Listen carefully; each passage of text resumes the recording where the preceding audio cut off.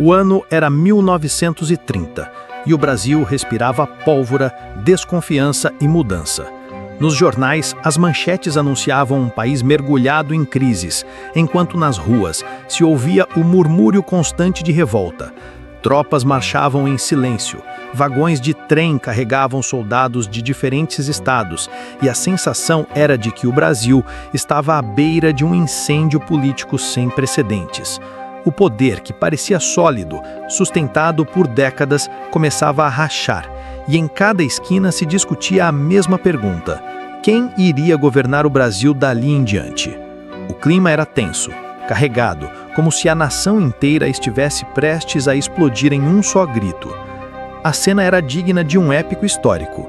Nas capitais, a população comentava em voz baixa sobre traições e alianças secretas. Nas fazendas, a elite rural, acostumada a dominar os rumos do país, temia que o controle lhe escapasse pelas mãos. E, no interior gaúcho, no calor das discussões acaloradas dos quartéis e cafés, um nome surgia com mais força: Getúlio Vargas. Poucos ainda sabiam ao certo até onde ele chegaria, mas todos sentiam que algo de novo se aproximava. Um movimento que poderia romper de vez com o velho sistema. Era o Brasil da Primeira República, também chamada de República Velha, um regime que se sustentava em acordos entre poderosos e que, naquele momento, já não se sustentava diante da realidade. O golpe que estava prestes a ser dado não se limitava a uma troca de presidente. Ele prometia redesenhar as bases políticas do país. A Revolução de 1930 não era apenas uma rebelião regional, mas o estopim de uma transformação que mudaria para sempre o curso da história brasileira. Assim, a narrativa que começa com o cheiro da pólvora e o ranger dos trens militares se transforma na história de como um político sulista, quase desconhecido fora de sua região, tornou-se protagonista de uma revolução. Vargas não chegaria ao poder pelas urnas, mas pela força da política, das conspirações e da insatisfação popular. O Brasil em chamas anunciava que uma nova era estava prestes a começar. Mas para entender como o país chegou a este ponto de ruptura, é preciso olhar para trás e enxergar o cenário que moldou toda essa tensão. O Brasil oligárquico, controlado pela chamada política do café com leite. A Primeira República, inaugurada em 1889, após a queda do Império, tinha como base um pacto silencioso entre as elites regionais. No papel, o Brasil era uma república federativa, mas na prática o poder era monopolizado por um acordo político que ficou conhecido como Política do Café com Leite. O nome, aparentemente simples, escondia uma engrenagem poderosa. São Paulo, maior produtor de café, e Minas Gerais, grande criador de gado e produtor de leite, alternavam-se no poder presidencial. Esse revezamento garantia estabilidade às elites desses dois estados, mas ao mesmo tempo marginalizava o restante do país. Durante décadas, esse sistema manteve as oligarquias no controle absoluto. Os coronéis, chefes políticos locais, dominavam os votos por meio do clientelismo e da manipulação eleitoral. As urnas eram frequentemente fraudadas e a participação política do povo era praticamente inexistente. O resultado era um governo distante da maioria da população, moldado para atender aos interesses econômicos dos grandes produtores rurais. Esse arranjo começou a mostrar sinais de desgaste na década de 1920. De um lado, novas forças sociais e políticas surgiam: as classes médias urbanas, os militares jovens conhecidos como tenentes e setores industriais que cresciam lentamente em cidades como São Paulo e Porto Alegre. De outro, crises políticas e econômicas abalavam a confiança no sistema.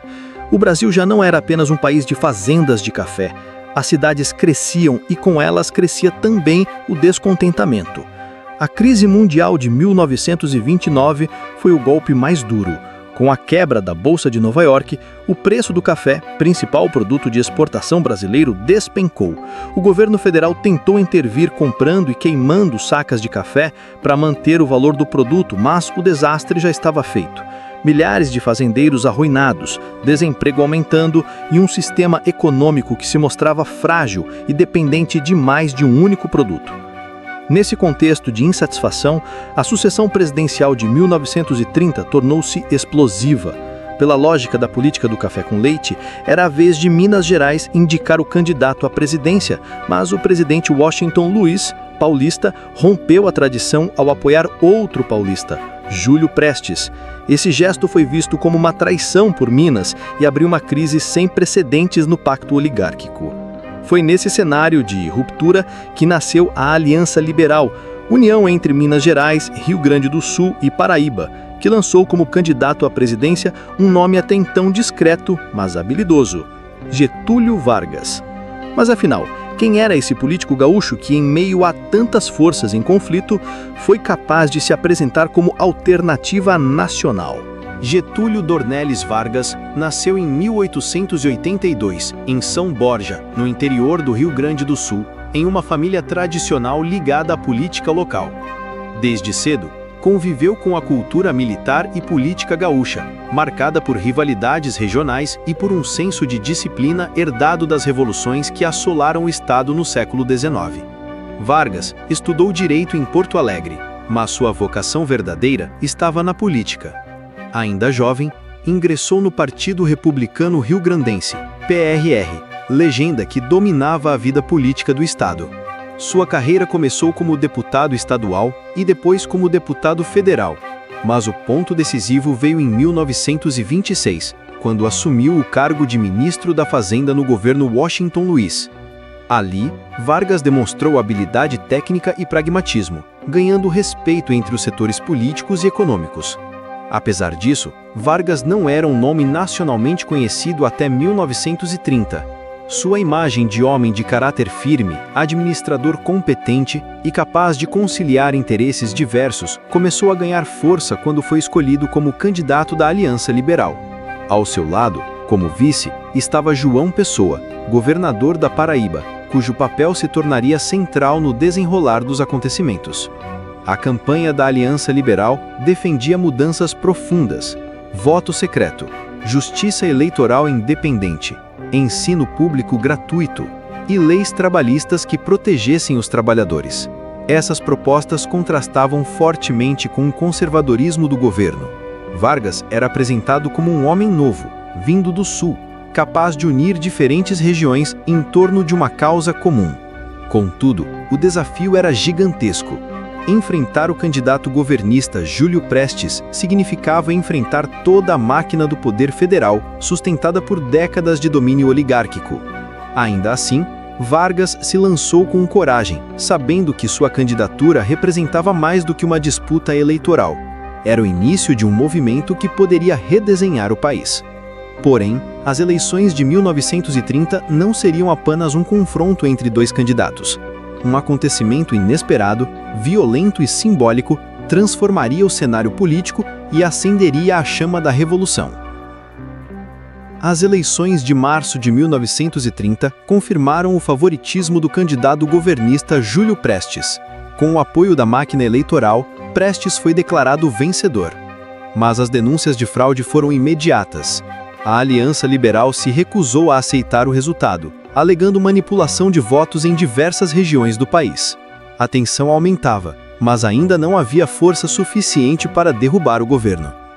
Foi então que, em julho daquele mesmo ano, um crime mudou tudo. João Pessoa, governador da Paraíba e candidato a vice na chapa de Vargas, foi assassinado em Recife por João Duarte Dantas, um inimigo político local. Embora o crime tivesse motivações pessoais, ele rapidamente foi transformado em símbolo político. João Pessoa passou a ser visto como mártir da oposição, e sua morte inflamou o sentimento de revolta em todo o país.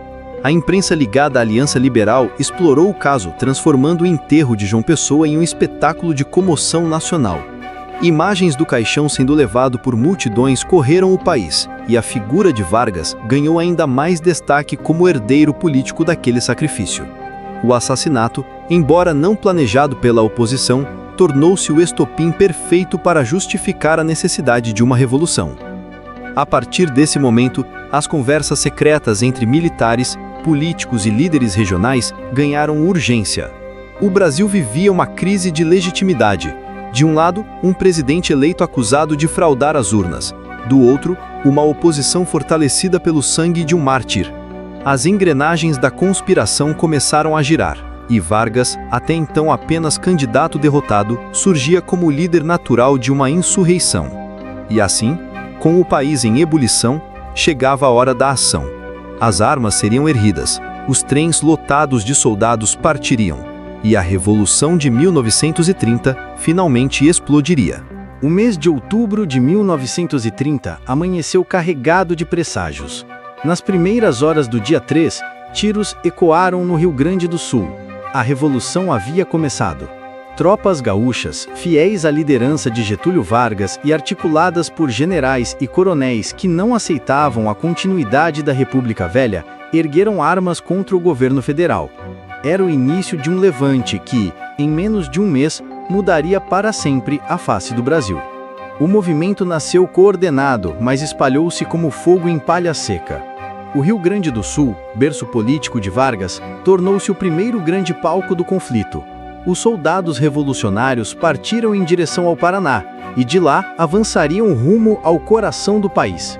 Ao mesmo tempo, em Minas Gerais e na Paraíba, outras frentes se organizavam. O Nordeste, marcado pela liderança de João Pessoa, agora morto e transformado em mártir, aderiu à causa com força, ampliando a revolta em várias capitais. A estratégia era ousada, marchar rapidamente em direção ao Rio de Janeiro, sede do governo federal, e depor Washington Luiz antes que Júlio Prestes pudesse tomar posse. O movimento não era apenas militar, mas também político. A cada cidade conquistada, a cada guarnição que se rendia, o prestígio da Aliança Liberal crescia. A Revolução ganhava força não só pela pressão das armas, mas também pela adesão popular. O cenário era caótico. Trens carregados de soldados cruzavam o país, batalhas pontuais estouravam em estradas de ferro e nas capitais os boatos se multiplicavam. A população acompanhava com expectativa cada notícia. Uns temiam a guerra civil, outros comemoravam a possibilidade de mudança. Enquanto isso, Vargas permanecia no sul, coordenando os movimentos e aguardando o momento certo de marchar ao centro do poder. Mas nem tudo eram vitórias fáceis. O governo federal ainda resistia em algumas regiões e confrontos violentos ocorreram em Pernambuco, Bahia e no interior do Paraná. Sangue foi derramado, vidas foram perdidas e o destino do Brasil parecia pender a cada batalha. A marcha, contudo, seguia firme. A Revolução de 1930 avançava como uma onda que nada poderia deter. E enquanto as tropas se aproximavam do Rio de Janeiro, o presidente Washington Luiz via seu mundo desmoronar. Cercado, isolado e traído por antigos aliados, ele se tornava a última peça de um jogo que já estava praticamente decidido. No Palácio do Catete, sede do governo no Rio de Janeiro, o presidente Washington Luiz observava a situação escapar de suas mãos. A revolução avançava em várias frentes e o apoio político evaporava.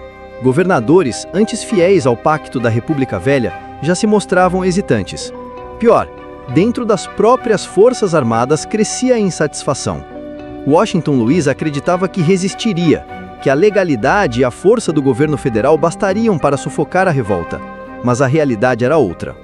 Os generais, pressionados pelo avanço dos revolucionários, temiam que o país mergulhasse em guerra civil aberta. O fantasma de milhares de mortes assombrava os quartéis. Os militares de alta patente concluíram que, para salvar o Brasil de um conflito devastador, o próprio presidente teria de ser sacrificado. No dia 24 de outubro de 1930, Washington Luiz foi deposto em um movimento rápido e silencioso. Oficiais entraram no Palácio do Catete e comunicaram ao presidente que seu governo havia acabado. Sem opções, isolado e sem apoio, Washington Luiz foi levado preso, e o poder central entrou em colapso. Curiosamente, Vargas ainda estava longe da capital quando a queda ocorreu. A revolução triunfava, mas não pela mão direta de seu líder. O que derrubou Washington Luiz foi o peso da conspiração militar, somado à força irresistível da revolta popular. Era como se o sistema político inteiro tivesse se rendido a um inevitável colapso. E com a queda do presidente, o caminho estava livre para a chegada de Getúlio Vargas. O homem que começara como candidato derrotado surgia agora como o líder de um novo Brasil. Em novembro de 1930, Getúlio Vargas finalmente entrou no Rio de Janeiro, não como simples governador do Rio Grande do Sul, mas como chefe da Revolução Vitoriosa. sua chegada foi simbólica. Um político até então secundário surgia diante da nação como o novo condutor dos rumos do país. No dia 3 de novembro, Vargas assumiu oficialmente a chefia do governo provisório. O antigo sistema político, baseado no revezamento de São Paulo e Minas Gerais, destruído. O pacto oligárquico ruía diante de uma nova força, a centralização do poder nas mãos de Vargas. O Congresso foi dissolvido, as constituições estaduais suspensas e os governadores, agora chamados de interventores, passaram a ser nomeados diretamente por ele. A população via em Vargas uma figura quase messiânica. Para muitos, ele era o salvador que romperia com a injustiça da República Velha. Para outros, era apenas um ambicioso aproveitando a crise. Mas não havia como negar. Vargas dominava o cenário político e tinha nas mãos a chance de moldar o Brasil conforme sua visão. O novo governo trazia promessas de modernização. O voto secreto começava a ser discutido, reformas trabalhistas estavam no horizonte e o discurso de Vargas cativava tanto operários quanto militares. Mas também ficava claro que o novo líder não estava disposto a dividir o poder facilmente. O governo provisório era, na prática, um regime autoritário, e Vargas já dava sinais de que faria do catete sua fortaleza por muito tempo. A Revolução de 1930 chegava ao fim, mas seu legado estava apenas começando. O Brasil tinha agora um novo líder e um novo caminho, cheio de promessas e também de riscos. A Revolução de 1930 marcou o fim da República Velha e inaugurou a Era Vargas. Em menos de um mês, o país assistiu ao colapso de um sistema político que parecia inabalável e ao surgimento de um líder que mudaria os rumos da nação. Vargas não apenas chegou ao poder, ele se instalou como força central da política brasileira por quase 2 décadas, moldando o Brasil de acordo com sua visão. Para alguns, Vargas foi o grande modernizador, o homem que rompeu com a velha ordem e deu voz às massas urbanas e trabalhadores. Para outros, foi um caudilho autoritário que usou o poder da Revolução para consolidar um regime personalista. A verdade é que a partir de 1930, o Brasil nunca mais seria o mesmo. O assassinato de João Pessoa, a queda de Washington Luiz e a ascensão de Vargas ao poder formam uma narrativa de drama, conspiração e mudança. Uma história que mostra como crises econômicas e políticas podem abrir espaço para novos líderes. Líderes que muitas vezes ficam no poder por muito mais tempo do que se imagina. E assim, a Revolução de 1930 termina. Mas a trajetória de Getúlio Vargas estava apenas começando. O homem que chegava como chefe provisório do governo logo se tornaria o ditador do Estado Novo, o pai dos pobres e, finalmente, o protagonista de um dos capítulos mais dramáticos da política brasileira. Mas essa já é outra história. A história de como Vargas, da revolução ao suicídio, transformou-se no mito político mais controverso do Brasil.